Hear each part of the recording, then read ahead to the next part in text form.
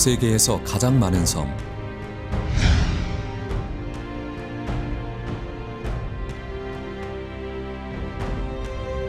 세계에서 네 번째로 많은 인구.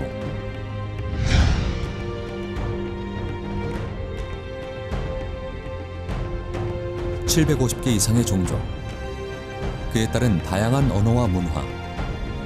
다양성 속에서 통합을 주창하는 적도의 나라. 인도네시아입니다.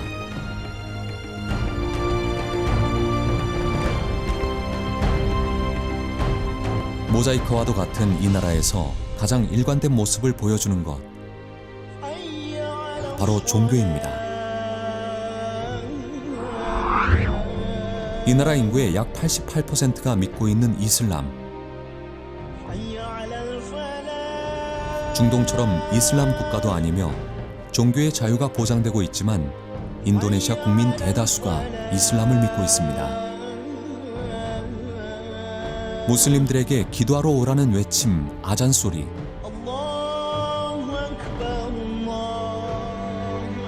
인도네시아 곳곳에서 하루에도 5번 아잔 소리가 들립니다.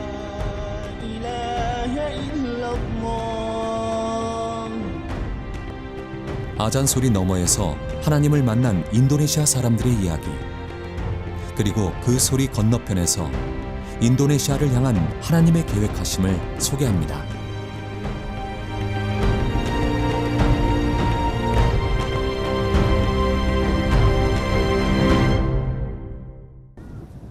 세계에서 세 번째로 큰 현대식 이슬람 사원, 10만 명이 동시에 예배드릴 수 있는 큰 규모의 모스크입니다. 인도네시아는 이슬람이 국교가 아니지만 전 세계에서 가장 많은 무슬림들이 살고 있는 나라입니다. 그리고 인도네시아의 이슬람은 이슬람의 원조라고 일컫는 중동과는 그 성향과 색깔이 다릅니다.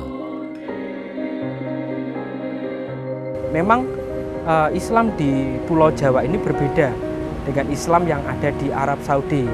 Jadi Islam di Pulau Jawa ini lebih ramah. Jadi lebih ramah dan bisa diajak bersahabat. Jadi punya toleransi yang sangat baik dengan agama-agama yang lain selain Islam. Memang beberapa tantangan ketika kita sebagai minoritas tinggal di tengah-tengah mayoritas Muslim. Masalah yang terjadi selama ini adalah sulitnya untuk mengurus perizinan mendirikan gedung gereja. Itu yang menjadi tantangan ketika kita ada atau berada di tengah-tengah mayoritas Muslim. Jadi tantangan terbesar adalah sesungguhnya bukan kebebasan untuk beribadah, tetapi kebebasan untuk mendirikan tempat ibadah itu sangat susah untuk mendapatkannya. Itu sebabnya dalam situasi-situasi seperti itu, maka dibutuhkan hubungan yang sangat baik dengan masyarakat. Supaya ketika kita menghadapi tantangan-tantangan seperti itu, gereja mendapat dukungan dari masyarakat. 비록 인도네시아에서 이슬람이 국교가 아니지만 이슬람을 믿으면 얻게 되는 이득과 믿지 않으면 받는 손해가 있습니다. 게다가 전통 문화와 타 종교에 관대하고 열린 방식 때문에 많은 사람들은 관습적으로 그리고 관성적으로 이슬람을 믿게 됩니다.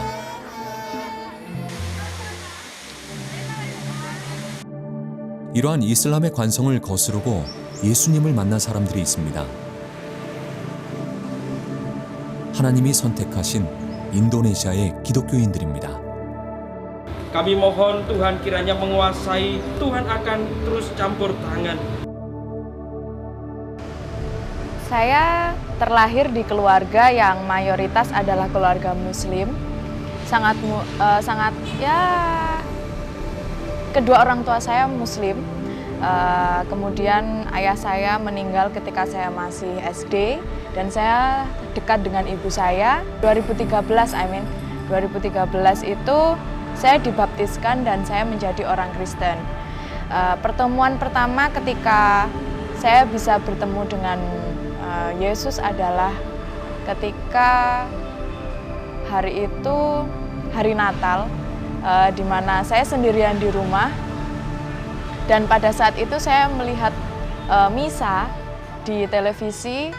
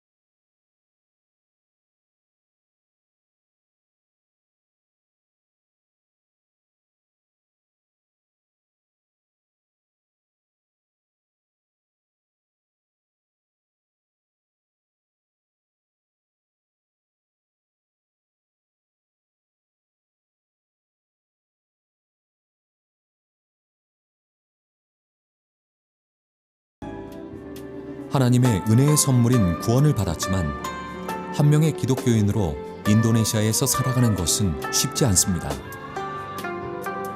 Masalah yang lain yang sering dihadapi di Indonesia ini ketika kita menjadi Kristen, kekristenan itu dianggap sebagai agama kolonialis, jadi agama penjajah. Sehingga ada di antara mereka yang tidak suka dengan orang Kristen karena dianggap menganut agama penjajah. Dan yang kedua, seringkali kekristenan di Indonesia itu dikaitkan dengan Judaism, sehingga mereka ketika tidak suka dengan orang-orang Yahudi, khususnya Israel, itu dikaitkan dengan keberadaan orang Kristen di Indonesia. Mereka menjadi tidak suka dengan orang Kristen, seperti itu.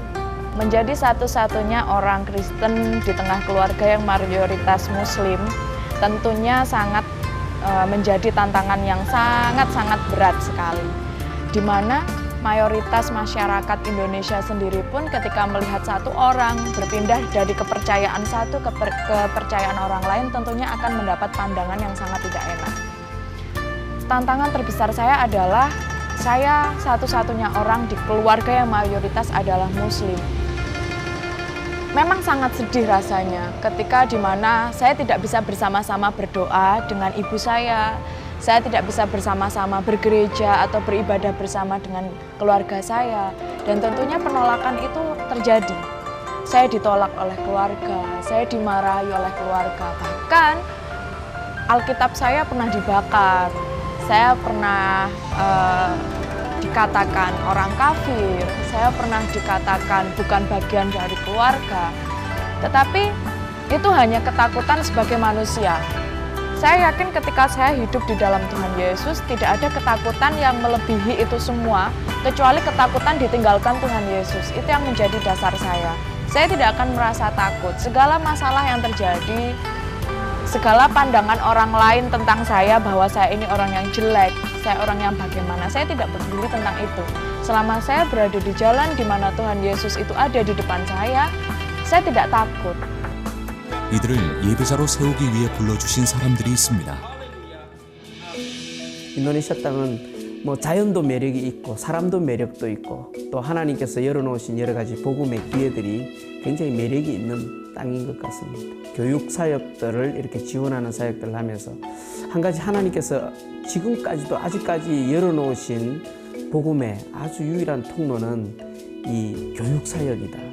더욱이 이제 기독교 학교들 같은 경우에는 기독교 학교이기 때문에 안에서 가르치는 내용이 성경적인 내용, 복음을 전해도 어느 누구도 이렇게 터치를 하지 않습니다. 이미 이 기독교 학교라는 이 스테이트먼트가 정확하게 있기 때문에 다른 종교에서도 전혀 이렇게 건들지 못하는 그런 열린 복음의 문이 있는 곳이 학교인 것 같습니다. 특별히 이제 신학교 사역 같은 경우는 인도네시아는 그 학부가 5년입니다. 5년 동안 사역을 마치고 이제 졸업을 하고 나서 사역지에 가서 참 멋지게 잘 사역하고 또 교회를 이렇게 잘 부흥시키고 또 전도도 열심히 하고 그렇게 해서 교회를 세워나가는 그런 제자들의 모습들을 볼 때에 굉장히 행복하죠. 많이 행복하고 하나님께서 참 학교 다닐 때는 좀 부족한 것 같았는데 하나님께서 저런 친구들을 통해서 또 하나님의 교회를 세워나가시구나 그런 것들을 보게 될 때에 참 가슴이 많이 뭉클합니다. 인도네시아 전체 인구의 약 5%. 비율로 따지면 적어 보이지만 약 1,300만 명의 기독교 인구가 있습니다. 하지만 그보다 훨씬 많은 사람들이 무슬림입니다. 이들을 상대로 예수 그리스도를 전하는 사람들이 있습니다.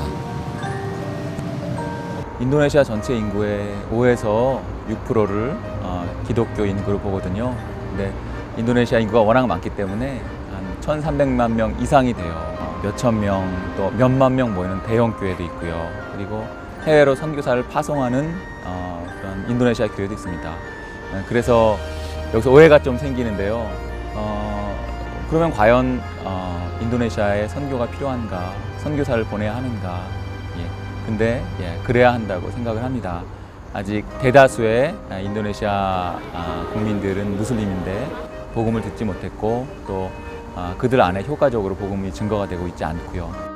제가 동부자와 주의 말랑이라는 지역에서 살고 또 일하고 있는데 차로 달려보면 몇 시간을 달려도 교회를 보기 힘든 지역도 있어요. 그래서 여전히 우리 무슬림들한테 복음 증거가 필요하고 또 그들에게 맞는 선교가 진행되어야 된다고 생각합니다. 인도네시아에서 전도는 사실상 불법입니다. 이슬람의 장벽은 계속해서 두꺼워지고 있고 넘을 수 없을 만큼 단단해 보이지만 누구나 그 장벽 안에서 나올 수는 있습니다. 전하는 것은 금지되었지만 본인이 선택한다면 무슬림도 기독교인이 될 수 있습니다. 성령님이 친히 역사하지 않았다면 이런 은혜의 이야기는 펼쳐지지 못했을 것입니다. Ada perbedaan yang sangat signifikan ketika saya beribadah di masjid dan saya beribadah di gereja. Ketika dulu saya beribadah di masjid dengan kepercayaan saya yang semula, saya merasa seperti, ini apa? Saya harus bagaimana? Saya seperti tidak menemukan kepastian. Tetapi ketika saya datang ke gereja, datang ke tempat ini, kemudian saya menyembah Tuhan Yesus, saya seperti merasa damai. Ada perasaan yang sangat tenang di hati saya. Saya seperti merasa ini jalan yang pasti. Saya pasti akan selamat jika saya mengikut Yesus. Itu yang tidak pernah saya temukan di masa lalu saya. Saya benar-benar merasa yakin bahwa Jesus is my savior. Dia sangat berarti buat hidup saya. Dia yang rela disalibkan, dia rela mati di kayu salib dengan darahnya yang tercurah itu untuk dosa saya. Dan disitulah saya merasa saya selamat karena Tuhan Yesus. Itulah yang saya rasakan ketika saya bergereja, ketika saya beribadah ke gereja. Saya seperti merasakan ada suatu keselamatan yang pasti yang tidak pernah dijanjikan siapapun kecuali ketika saya datang ke Tuhan Yesus. 특별히 이제 그 이슬람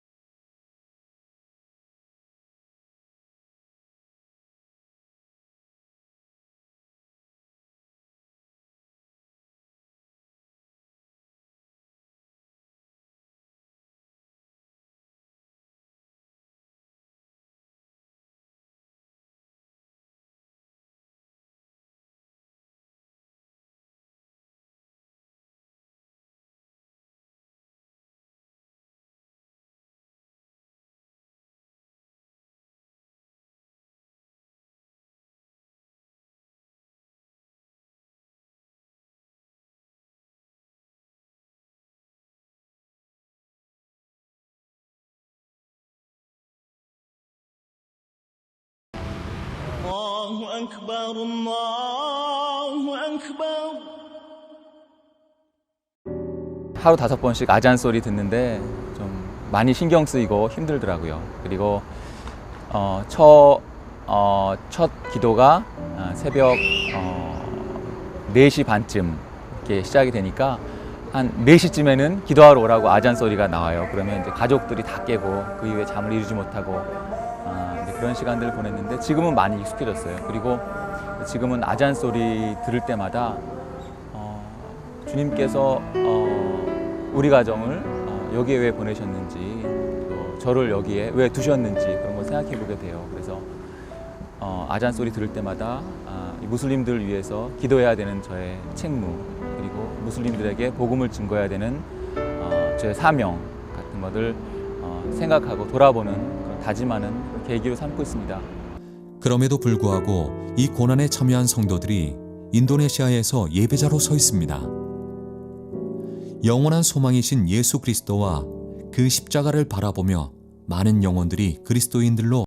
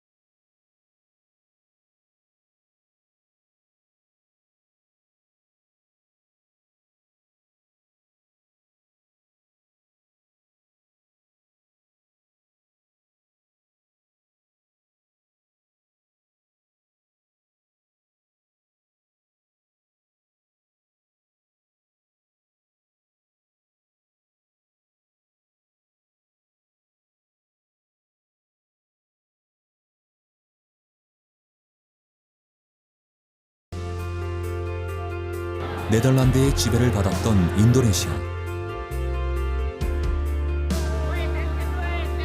인도네시아의 독립을 기념하는 나라의 축제입니다. 외세로부터의 독립을 넘어 이제는 예수님과 함께 메인 영혼들이 자유하게 되는 영적인 독립을 소망합니다.